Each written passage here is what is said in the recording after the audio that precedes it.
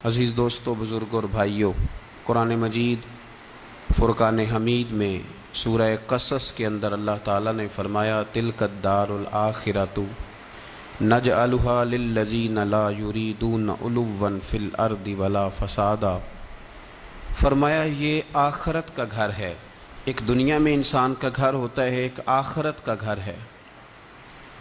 فرمایا یہ آخرت کا گھر ہم نے ان لوگوں کے لیے بنایا ہے جو زمین میں نہ تکبر چاہتے ہیں اور نہ فساد پھیلاتے ہیں۔ یہ آخرت کا گھر ہم نے ان لوگوں کے لیے بنایا ہے۔ اور فرمایا والعاقبۃ للمتقین، آخرت کی بھلائی پرہیزگاروں کے لیے، جو لوگ نہ تو تکبر چاہتے ہیں نہ فساد کرتے ہیں، جو متقی بن کے اللہ سے ڈر کے وقت گزارتے ہیں۔ یہ آخرت کا گھر ہم نے ان لوگوں کے لیے بنایا۔ نبی پاک صلی اللہ تعالیٰ علیہ وسلم نے لوگوں کے دلوں میں خوف خدا پیدا کیا، تو حضور علیہ السلام کے بعد بھی جو خلفائے راشدین ہوئے، حضرت ابوبکر صدیق سے لے کر امام حسن تک، حضرت ابوبکر صدیق، سیدنا عمر فاروق، عثمان غنی، مولا علی، اور حضرت علی کے بعد 6 مہینے تک حضرت امام حسن نے بھی خلافت کی۔ تو یہ سب لوگ اللہ سے ڈرنے والے تھے، پرہیزگار تھے۔ یہ وہی لوگ تھے جن لوگوں نے نہ تو اطرائے زمین میں نہ تکبر کیا، نہ کوئی فساد کیا، وہی لوگ تھے۔ اس کے بعد پھر ملوکیت آ گئی اسلام کے اندر، بادشاہت آ گئی۔ حضرت امیر معاویہ رضی اللہ تعالیٰ عنہ پہلے بادشاہ ہیں اسلام کے، اور بعد میں جو لوگ ہوئے انہوں نے بادشاہت کی، خاندانوں کو نوازا، بڑے بڑے لوگوں کو وظیفے دیے، سیاسی چالیں بھی چلیں، بہت سارے جگہوں پہ فساد بھی ہوا، بڑے حالات خراب بھی ہوئے۔ لیکن اللہ تعالیٰ نے میرے نبی پاک علیہ السلام کے دین کو یہ کمال دیا ہے کہ یہ دین بھی موجود رہے گا اور اس پر ہمیشہ عمل کرنے والے بھی موجود رہیں گے۔ اللہ تبارک و تعالیٰ نے پھر ایک خوبصورت انسان، بنو امیہ کی حکومت تھی، اسی میں سے ایک خوبصورت دھلا ہوا، سجا ہوا، سمرا ہوا، خوشبو والا، میٹھا بھی، ٹھنڈا بھی، پیارا بھی، نیک بھی، متقی بھی، اصول والا بھی، رسول اللہ علیہ السلام کا غلام حضرت عمر بن عبدالعزیز۔ اللہ تعالیٰ نے یہ مرد مجاہد پیدا فرمایا۔ آپ مدینہ شریف میں پیدا ہوئے۔ آپ کے جو والد گرامی تھے وہ مصر میں گورنر تھے۔ حضرت عمر بن عبدالعزیز رحمۃ اللہ تعالیٰ علیہ کی جو والدہ ہیں وہ حضرت عمر فاروق کی پوتی ہیں، تو آپ کی رگوں میں فاروقی خون بھی تھا۔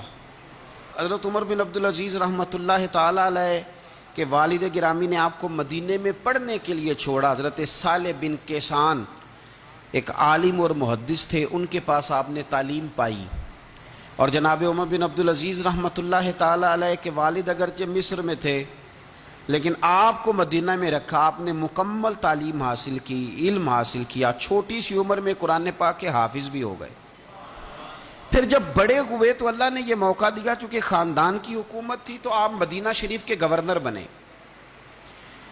اور مدینہ منورہ کے ساتھ ساتھ آپ کو طائف کی حکومت بھی ملی، مکہ مکرمہ کی حکومت بھی ملی۔ پھر بعض جگہ پہ تو یہ ہے کہ آپ نے خود کسی وجہ سے استعفیٰ دیا، اور بعض جگہ یہ ہے کہ سازش کر کے آپ کو معزول کیا گیا۔ لیکن حضرت عمر بن عبدالعزیز نیک بڑے تھے، پرہیزگار بڑے تھے، پر خوش لباس بھی بڑے تھے۔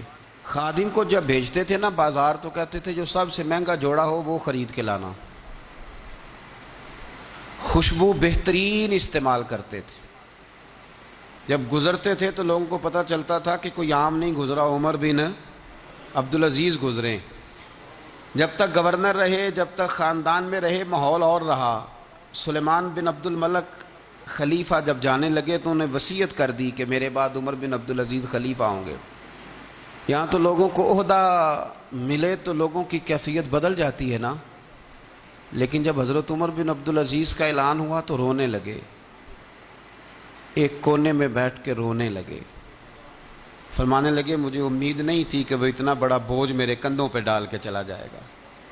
اتنے سارے لوگوں کا بوجھ، اتنے سارے لوگوں کی آزمائش۔ خیر چونکہ وصیت تھی، آپ کی بیعت لی گئی۔ بیعت لینے کے بعد آپ ممبر پہ چڑھے، تو فرمایا لوگوں میں تمہیں آزاد کرتا ہوں، اگر تم میرے علاوہ کسی کو حکمران بنانا چاہو تو مجھے کوئی اعتراض نہیں ہے۔ لوگوں نے کہا نہیں، آپ ہی ہمارے حکمران ہوں گے۔ حضرت عمر بن عبدالعزیز دنیا اسلام کے اندر ایسی مثال ہیں، اچھی طرح سمجھ لیں کہ جب حالات اب نہیں اب تر ہو گئے تھے، بد نہیں بدترین ہو گئے تھے، اور بڑے بڑے لوگوں نے عجیب ماحول گھڑ لیے تھے، اس ماحول میں آئے، لمبی نہیں 2.5 سال حکومت کی صرف، لیکن لوگوں کو حضرت صدیق اکبر کی یاد آنے لگی، لوگوں کو سیدنا فاروق اعظم کیا۔ آپ کی جو بیوی تھی وہ بھی بادشاہ کی بیٹی تھی، بادشاہ کی بیوی بھی بن گئی۔ پہلے دن اپنی بیوی سے کہا کہ اب ہم بن گئے ہیں امیر، اب ہمارے ذمے بہت ساری ذمہ داریاں ہیں، اب حالات اس طرح کے نہیں ہوں گے جس طرح کے پہلے ہوا کرتے تھے، اب تمہیں میرا ساتھ دینا ہے، اپنا سارا زیور دو، میں بیت المال میں جمع کرانا چاہتا ہوں۔ یہ بڑا مشکل کام ہوتا ہے کسی خاتون کے لیے، سارا مال وہاں جمع کرا دیا۔ پہلے دن ہی سارے کپڑے سپڑے حضرت عمر نے اپنے خیرات کر دیے، سادہ لباس پہن لیا، اور بڑی تھوڑی غذا گھر میں آتی تھی، بیت المال سے تھوڑا سا وظیفہ، جائیدادیں ساری دے دیں اللہ کے رستے میں، غریبوں میں بانٹ دیں۔ ایک دن گھر میں تشریف لائے تو بچیوں نے منہ پہ ہاتھ رکھ لیا۔ حضرت عمر بن عبدالعزیز بات کرتے ہیں تو بیٹیاں منہ چھپا لیتی ہیں، پتر کیا بات ہے، میرے منہ سے بدبو آ رہی ہے، منہ چھپاتی ہو؟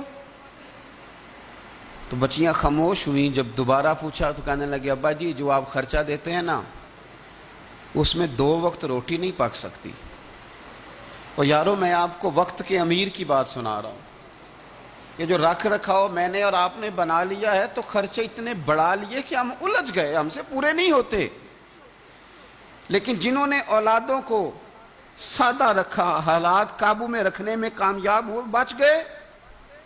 میرے نبی کریم صلی اللہ علیہ وسلم نے فرمایا ضرورت کے مطابق جسے اللہ نے روزی دے دی وہ کامیاب ہو گیا، لیکن ہم بہت الجھ گئے، بہت دور نکل گئے۔